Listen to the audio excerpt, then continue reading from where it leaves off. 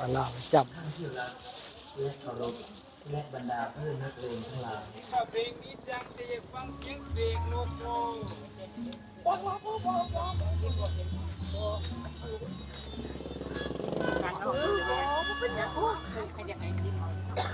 ขนาดเย็นบ่หุงสุกหุงสุกมะกล้วยสุกเนาะพอดีไปตะกินเลยเนาะยังก่อนที่เต็มมือก็ไปเอาที่หลัง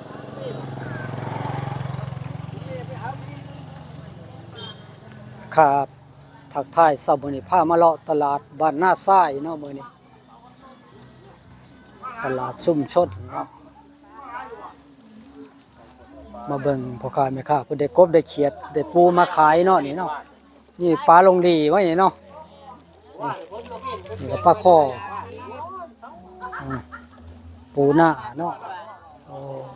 ฝนตกแห้งเนาะปลาลงเร็วลงดี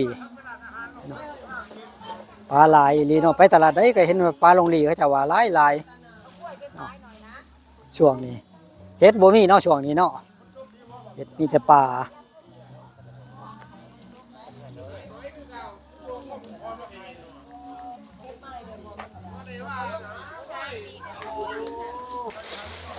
เพิ่นกำลังได้ปลาก็ลงเนาะนี่ปลาอย่างนี้ปลาโขงบ่ปลา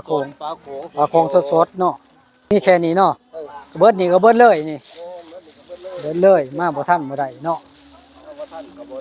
มาบ่ทันก็บ่ได้ได้เพิ่นมาได้มาใหม่ๆเลยนี่เนาะนี่กุ้งฝอยสดๆเลยนี่เนาะอันนี้กุ้งเฮ็ดจังได๋เอานี่ดักลอกหน่อยเนาะจะมองมืออย่าเข้ามาเหยียบอย่าเข้ามาเหยียบเด้อถอยไปเด้อหอยสดลูกหอยสดเลยมือละ4-5,000ว่าอาจจะบรรยากาศตลาดเช้าเนาะมันน่าใส่นานๆมาทีหนึ่งเนาะเดี๋ยวเพิ่นขายหมากคนแก่เนาะนี่เนาะหมากเพิ่นขายนี่อันนี้หอยยังหอยเชอรี่เนาะหน่วยบักใหญ่เลยโอ้หมูหุงสุกเป็นตาแสบขนาดยาระบายได้กินหมูหุงสุกนี่